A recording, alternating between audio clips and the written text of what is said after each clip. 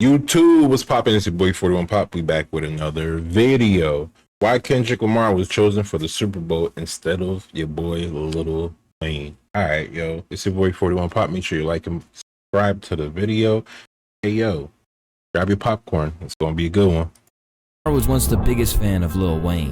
Not only does he credit Weezy for changing his perspective on work ethic, I never told Wayne this. That changed my perspective about work ethic. but the usually private and reserved Kendrick once even went on a What drunken changes, bro? What are you talking perspective about? on once the biggest fan of Lil Wayne. Not only does he credit Weezy for changing his perspective on work ethic, I never told Wayne this. That changed you my say it. perspective about work ethic. but the usually private and reserved Kendrick once even went on a drunken rant in 2016 where he begged Wayne not to retire when rumors of him leaving the game surfaced. No, nigga. No, no, no! Clips like these, along with countless songs and interviews where Kendrick Lamar praised Weezy, revealed just how much he admired the rap icon. Given Kendrick's humble nature, he likely thought he'd always remain in Wayne's shadow when he first entered the game. But fast forward to 2024, and things couldn't be more different. Lil Wayne, heartbroken, publicly expressed his pain after learning that he wouldn't be headlining the Super Bowl halftime show in his own hometown. That hurt a lot. You know what I'm talking about, it hurt a whole lot. I blame myself for not being mentally prepared. I remember there was an old video of them having the IBM Award Writers Show, and one of Wayne's writers was actually, they showed one of Wayne had a writer, bro. Wayne had a couple writers. People don't believe that. Wayne had a couple writers. The video was, seen it back when I was like 2010. They had it on YouTube. It was the IBM Award. You can't find that video now, so don't even try. It's not nowhere to be found. I've done try to find the years. Can't find it nowhere, but it was the IBM award video, and you basically, it was just giving out awards of top writers, bruh.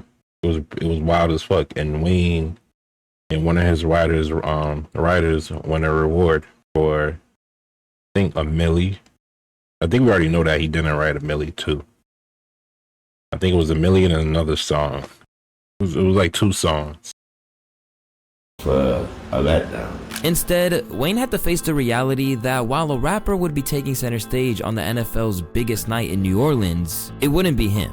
It would be none other than Kendrick Lamar. The same Kendrick who once idolized Wayne, but has spent much of this year dismantling the legacy of one of his proteges, Drake. So, how did Kendrick go from being nothing more than a fan who had the utmost respect and admiration for Wayne to overshadowing him in his very own city? And why do many hip-hop fans believe that Jay-Z is the true villain behind this story? My name is Luesta, and if you guys like weekly documentaries like this one, don't forget to subscribe. It all started with a simple announcement video. Standing next to a backdrop of an American flag, K-Dot revealed that he would be performing at this year's Super Bowl halftime show. What the deal, everybody? My name Kendrick Lamar, and I'll be performing at Super Bowl 59. Immediately, fans saluted K-Dot, but the irony wasn't lost on anyone. When Drizzy and J. Cole, who are known to be Kendrick's rivals at this point, boldly declared that they were as big as the Super Bowl on the very track that sparked their beef, First Person Shooter. Big as the what? Big as the Super Bowl. With everyone wondering how many times he would potentially play Not Like Us, no one seemed to consider how this news would affect the most famous MC to ever come out of New Orleans, Lil Wayne. With the Super Bowl taking place in his hometown this year, and Kendrick now taking stage in Wayne's place, it's a move that can be seen as downright disrespectful. What makes this even more devastating is that Wayne has been actively campaigning for that top spot at the Super Bowl halftime show for years. Since the moment that it was announced that the NFL's biggest night would be held at New Orleans' Allegiant Stadium, Weezy F Baby was letting it known that he was coming for that stage. Even though Wayne hadn't heard anything by the time he appeared on YG's 400 podcast in February, he remained hopeful that the NFL would reach out and give him the call that he had been waiting for. I will not lie to you, I have not got a call. But we all praying, you know, we praying, we keeping our fingers crossed. I'm working hard, I'm gonna make sure this next album and everything I do is killer, so I'm gonna make it very hard. Next album and everything I do is killer, so I'm gonna make it very hard for them to, I wanna just make it hard for them not to holler at the boy. But when the news broke that the halftime show decision made by those in charge, including a former ally of Weezy's, whom I'll discuss later, went in favor of Kendrick, Wayne was devastated. He even issued a public statement expressing just how deeply the decision had hurt him. First of all, I want to say forgive me for the delay on just the delay. I want to say I had to get strength. I had to get strength enough to do this without breaking. I'm gonna say thank you to every voice, every opinion, all the care, all the love and the support out there. Your words turned into on, and it held me up when I try to fall back. That hurt a lot. You know what I'm talking about? It hurt a whole lot. I blame myself for not being mentally prepared for a letdown, for just automatically mentally putting myself in that position like somebody told me that was my position. I blame myself for that, but you know, I thought there was nothing better than that spot and that stage and that platform in my city. So it hurt a whole lot. Wayne let the world know that this decision had been one of the toughest blows that he had ever experienced in his career. So much so that he couldn't bring himself to congratulate K-Dot, instead saluting the fans. So, like I said, it broke me, and I'm just trying to put me back together, but my God, have you helped me. Thanks to my peers, my friends, my family, my homies on sports television, everybody repping me. I really appreciate that. I really do. I feel like I let all of y'all down by not getting that opportunity, but I'm working on me and I work.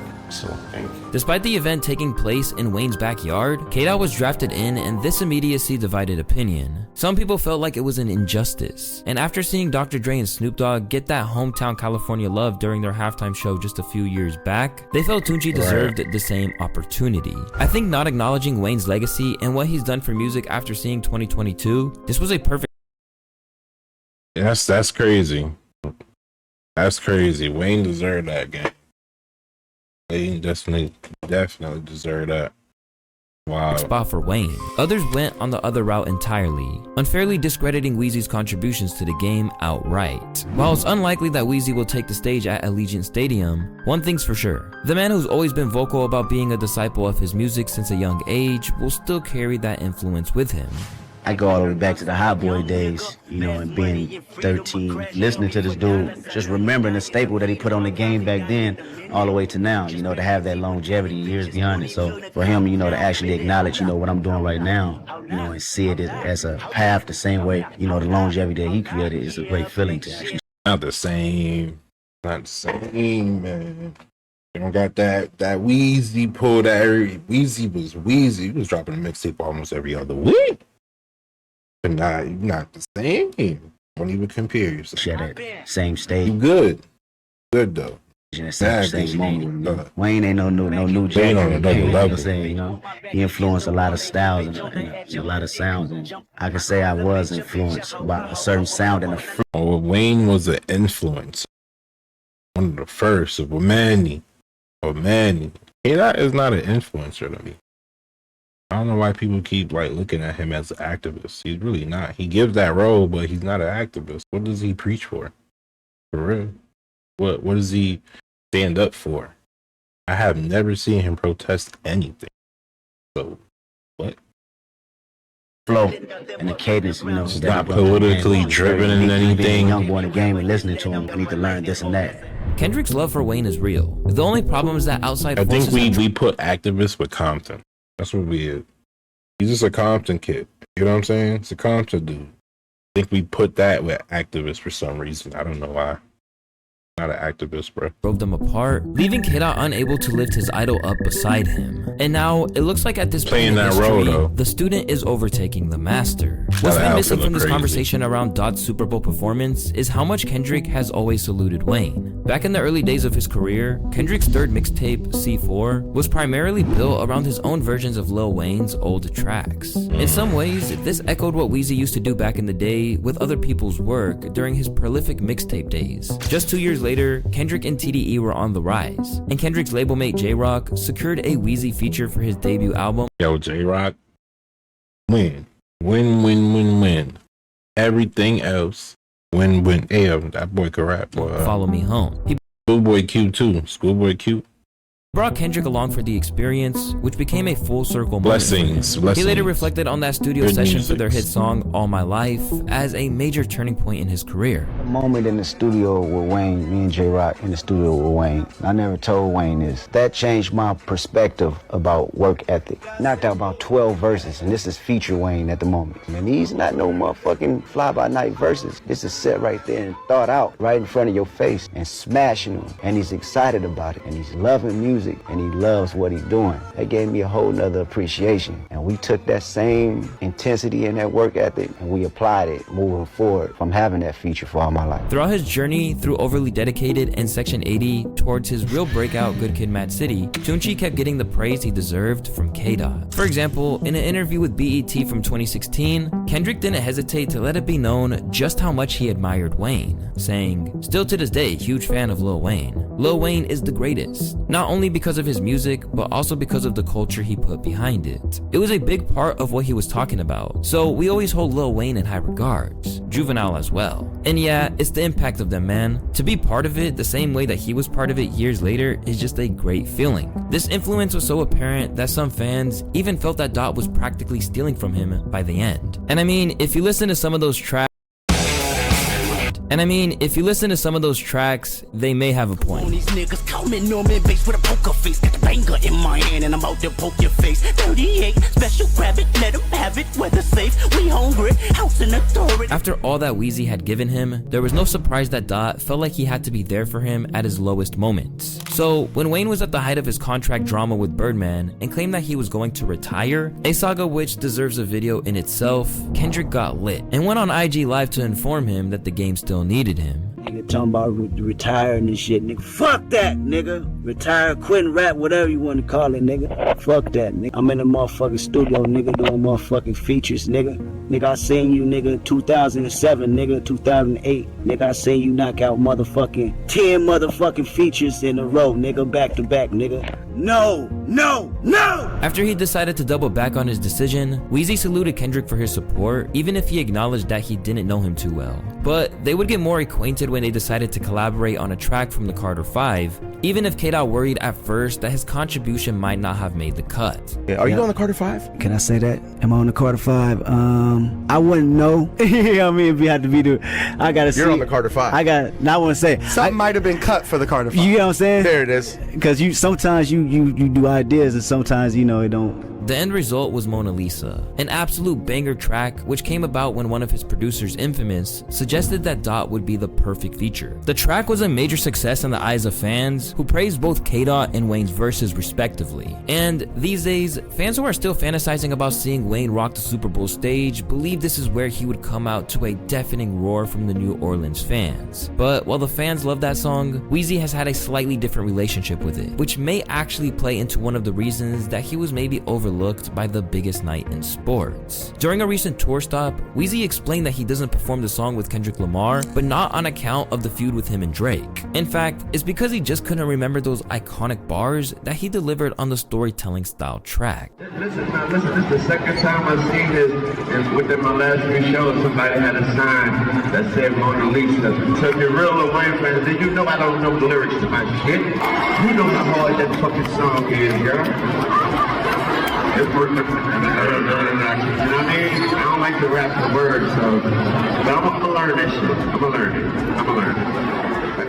This isn't too out of character for Wayne, who even admitted that he looks up his own song lyrics to make sure he doesn't repeat his own bars. I literally have to Google my lyrics to make sure I didn't say certain stuff. God. Still, there are hints that there is maybe a little bit of friction between Weezy and Dot at the moment. On his famed Drake diss, Not Like Us, Kendrick Lamar references how Drizzy allegedly fucked on Wayne's girl when he was in jail, before then inking his face in his skin afterwards to apologize. For context, what Kendrick was referring to in these bars about his Young Money signee was that while Lil Wayne was in prison in 2010, Drake admitted to him that he had slept with his then partner and model, Tammy Torres. Wayne addressed his betrayal in his songs 6 Foot 7 Foot and How to Hate, but would go on to share his deeper feelings in his 2016 prison diary, Gone Till November. In an excerpt, he expressed the hurt of finding out, writing that while locked up, the news really messed him up. Kendrick also references Drake's 27 tattoo of Wayne's face, implying that it doesn't make up for the pain that Drake caused his mentor. Resurfaced clips seem to confirm this story. In the book, there's a part in the book where you say that he came in and told you that he had smashed one of your girls. Oh, when he wrapped up? Oh, I wasn't worried about that. I mean, I was just, that's just how life go when you locked up. Yeah, I know. But she's done, you moved on, life is good. Life is good. Will you rap about that? You gonna end up on a song maybe too, like, No, she still be texting me and stuff, They stop texting me too, cause it's still. That's weird. They be texting me and stuff, They stop texting me too, cause it still hurt. But Wayne himself stayed silent about the war between them. However, during a recent show, Wayne decided to rock his OVO owl pendant while referencing Not Like Us.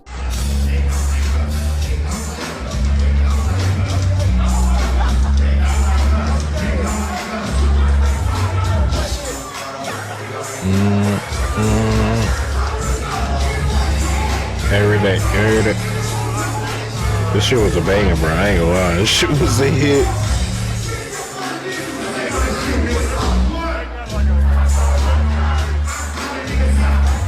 Let me bring that shit back.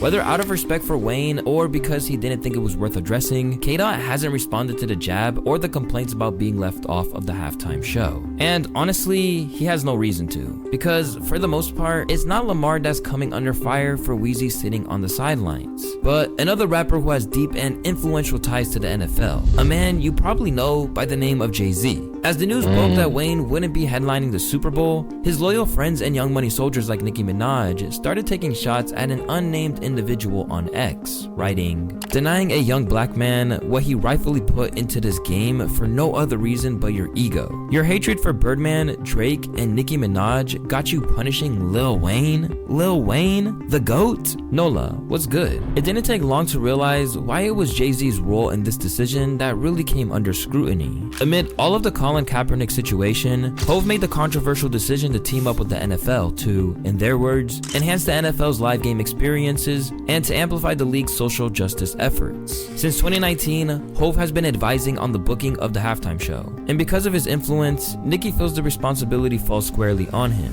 But she's not the only one citing Jay having issues with the Cash Money camp as the reason Wayne was admitted from the show. There's no reason why Lil Wayne should not be performing the Super Bowl. There's one person who's stopping this. I know, it's not really a secret.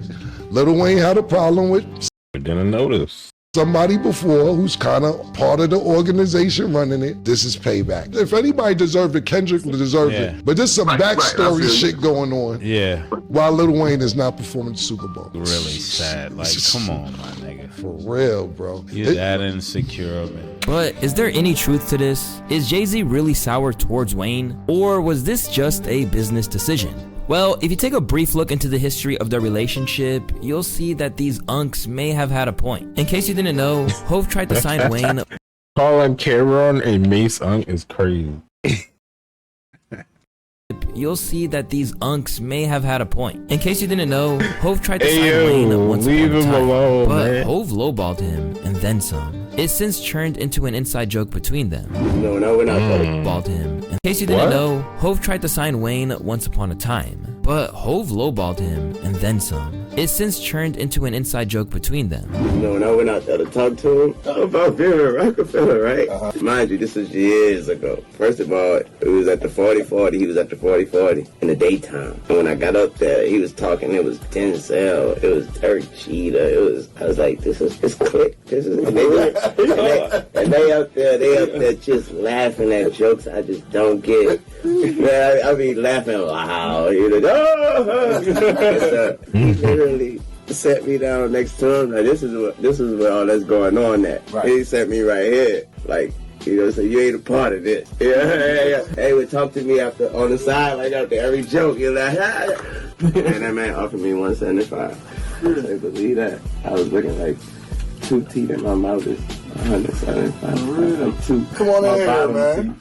So we laugh at that. We laugh about that all the time. Now, Jay-Z remembers the situation slightly differently. If you ask him, Hov actively refused to sign to avoid stepping on Birdman's toes and respecting his business. The truth is, after I had a meeting with Wayne, I had a relationship with Baby. I called them out of respect, like, yo, I was talking to Wayne, just letting you know. So after that, I think we received a letter at our office for like torturous interference. But I think I would rather lose that situation and do the right thing. I could have signed him. But while this might just be a difference in perspective, there were moments of genuine frostiness between them. This came around after Birdman started claiming that Wayne had surpassed Hov at a time where he was generally considered the best in the world. When he said this during an interview, I don't think Jay-Z is the #1 MC in no kind of way. Wayne's the best. He do the most and he make the most money. I don't think no one in the business make more money than us. How can you be the best if you don't make the most money? Lyrically, come on man, be for real. Can't nobody fuck with Wayne. If you #1 and you ain't getting no money, it don't mean nothing.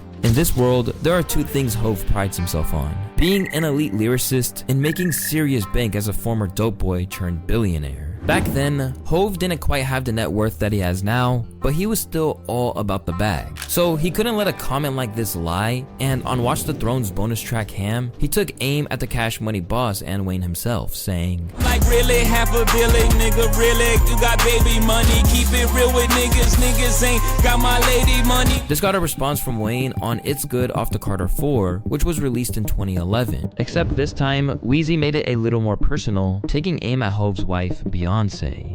Talk about baby money. I got your baby. The War of Words continued on La Familia, as Jay let them know he wasn't about that. Without any real resolution, things seemed to have smoothed over, and by 2014, Lil Wayne was proclaiming that Hov is the god. I'll give Hov a big shout out all of the time in an interview. In fact, they patched things up so well that he even gave him advice during his contract issues with Baby. According to Wayne himself, that support helped keep him from going bankrupt. People like Jay-Z, you know what I mean? He helped me when I was really down. There's people like Swiss Beats that's gonna send me every beat he make and want me to rap on every single one until I got my situation straight. He don't want me to talk about it, don't want me to tell nobody. Jay don't want me to tell nobody. That man helped me with my tax. These are real friends, y'all. Shout out to my nigga Jay. Now, if that's hate, that's a weird way to show it. So people like Charlemagne the God felt that it boiled down to business. I'm shocked that so many people are running with the Jay-Z is hating on Lil Wayne narrative, because Jay-Z has done nothing but show Wayne the utmost love. Jay-Z literally helped this man with his tax debt. I don't know what the actual number was, but the USA Today said back in 2018 it was over $14 million in taxes. Jay helped him get out of debt. Jay helped him keep his house. So I don't think that sounds like hate to me. Without any ill will towards Weezy, Jay simply did what he knew the masses would look more fondly on. Listen, I would love to see Lil Wayne and friends, but I mean, you gotta ask yourself a real question. Who's better for business? Like, this is the Apple Music halftime show, right? Apple is paying for this. If I'm making a business decision in 2024 and I look at the monster year Kendrick just had, and I'm looking forward to February 2025, who's gonna garner us the most eyeballs? Who's gonna garner us the most streams? It's Kendrick. Unless this is Jay-Z's ultimate retribution for Wayne never signing to Roc Nation, it seems like this really came down to dollars and cents. And beyond that, it's really what all of those people who are so enraged by Kendrick taking his spot aren't understanding. No one is necessarily arguing K-Dot's legend surpasses Wayne's, but what's clear is that at the moment, everything Kendrick touches turns to gold. Meanwhile, Weezy's sole project in 2024, Welcome to Collie Grove 2 with 2 Chainz, peaked at number 20 on the charts. Now, if it was coming off the back of unveiling the latest addition to the Carter series, that could have been a different matter. But even superfans of Wayne accepted that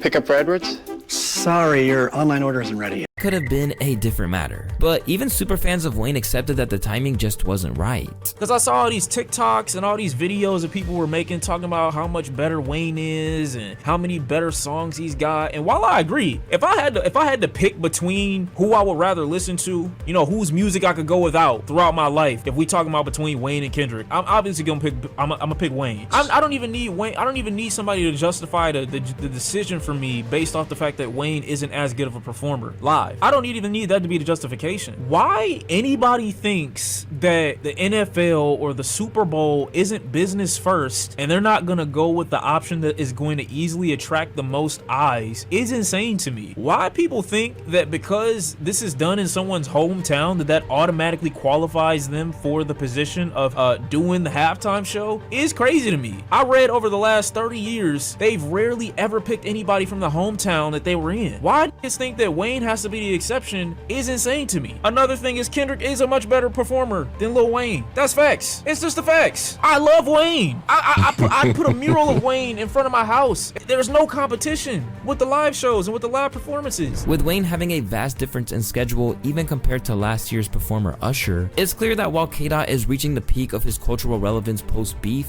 Lil Wayne is now reaching that stage where he's winding down. And as for Kendrick's own relationship with Jay-Z, it's clearly never been stronger. To set the stage, it's worth noting that much like Lil Wayne, ironically, Kendrick was also a huge fan of Jay-Z growing up. On top of his infamous tweet where he said that Reasonable Doubt was better than Illmatic, quoting tons of Jay-Z lyrics in his songs as well as stating that he wanted to rap like him, Kendrick even tweeted a bunch about Jay-Z and even went as far as to say that Jay-Z is the criteria for what makes a great rapper. I was always looking at Jay. Of course. Jay and M always been the criteria for me. I tell them this all the time. Is that right? Yeah, yep. Because, you know, they passion for it. It's always been there. And you still see the hunger in their eyes, you know what I'm saying? So I still had that same passion as well, you know. Bonded, ever since he hopped on the remix of Bitch Don't Kill My Vibe, Kendrick played an intimate show at Dumbo House for him. Midway through, K-Dot even shouted the charitable treatment Hove had given him during his career, including references to his work from Lamar inside his own music side without a fee. I said I do this for my coach, yo.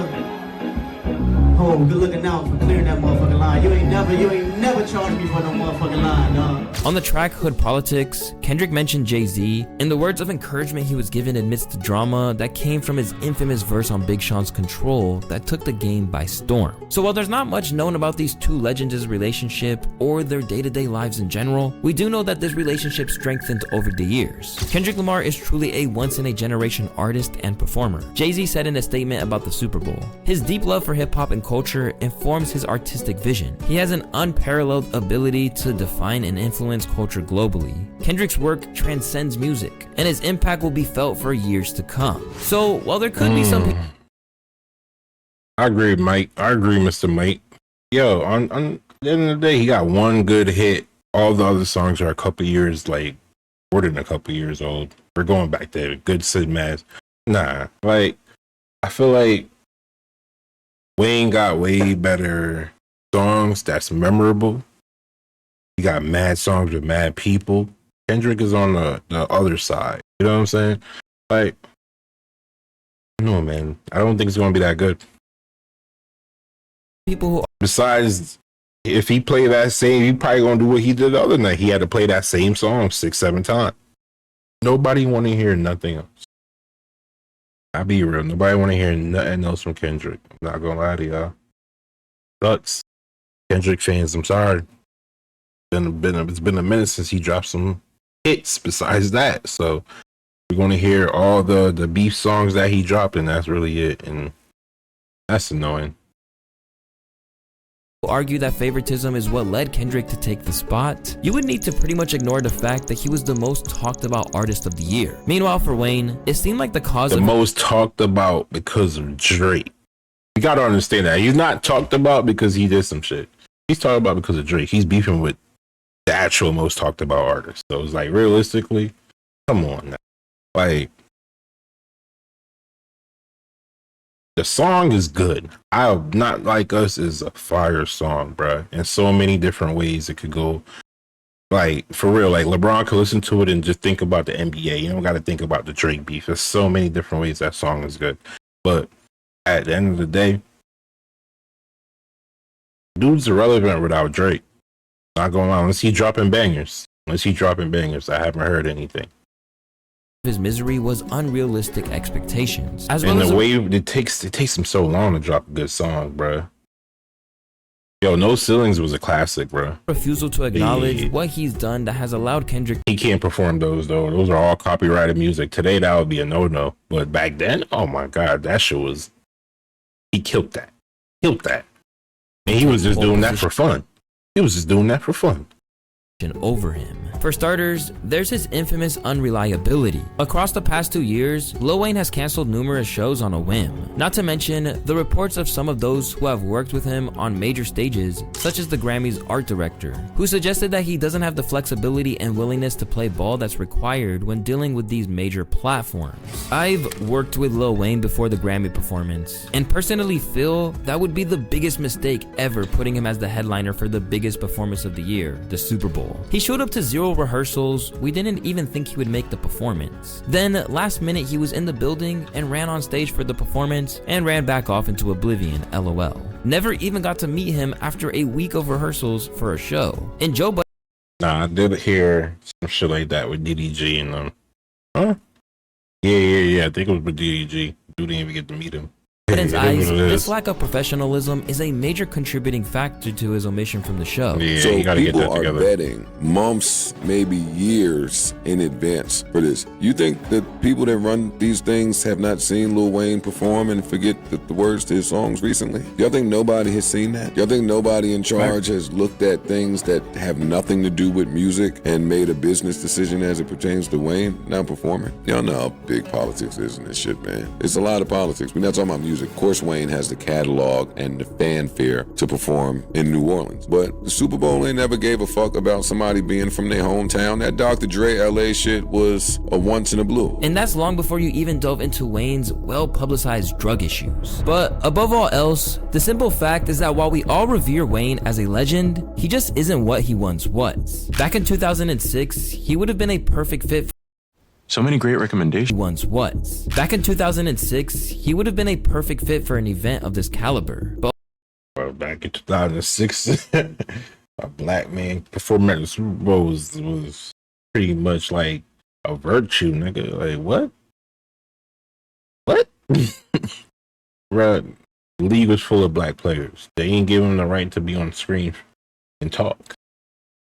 ultimately, those days are long gone, particularly in the eyes of those who aren't invested in hip-hop culture. You're a dumbass if you think Wayne, 10 years off his prime, was even under consideration. The fuck does the NFL care about Wayne's legacy? He couldn't get the Super Bowl in 2013 when Young Money was the hottest shit popping. You think he'll be the first solo hip-hop act now? They want ratings. And Wayne was not going to bring enough dollars to the table for him to be a viable choice. This ain't a charity, bro. Cut it out. Wayne is a legend, but let it go. Regardless of whether you're a Kendrick fan or not, no one involved in hip-hop would argue that the first solo rapper performance wasn't an important moment for the culture in general. Well, I don't really have no opinion, but what I do want to say is that just remember what the NFL was 15 years ago when it comes to hip-hop. How many hip-hop artists was able to grace that stage 15 years ago? So I understand both sides of the coin, and I understand how people feel. I have no answer, no opinion, because I had the opportunity to get up there via Dr. Dre. I didn't do any Snoop Dogg songs. I was up there helping Dr. Dre, and it became a great moment for all of us. So Lil Wayne is the GOAT of New Orleans rap. Remember, I was at No Limit Records for 3 years, and I watched his whole career come to life, and then watched him become the biggest. I watched him get bigger than me. You feel what I'm saying? And I was gigantic at the time, and I love seeing his growth. And me and Wayne is family to this day. Me and Kendrick is family to this day. And me and Jay-Z and me and Roger Goodell. So I don't know who is the decision maker. All I know is that I'll be home watching the Super Bowl, and when the halftime show come on, I'll be watching that as well. The man who once looked up to Wayne is now at the forefront of the culture, and for that, Weezy can be proud. After all, Kendrick is not just a rapper of the highest level, but also a formidable presence in the game who no one wants to mess with. And if you want to find out exactly why rappers are scared of Kendrick Lamar, you can click the video on the screen. As always,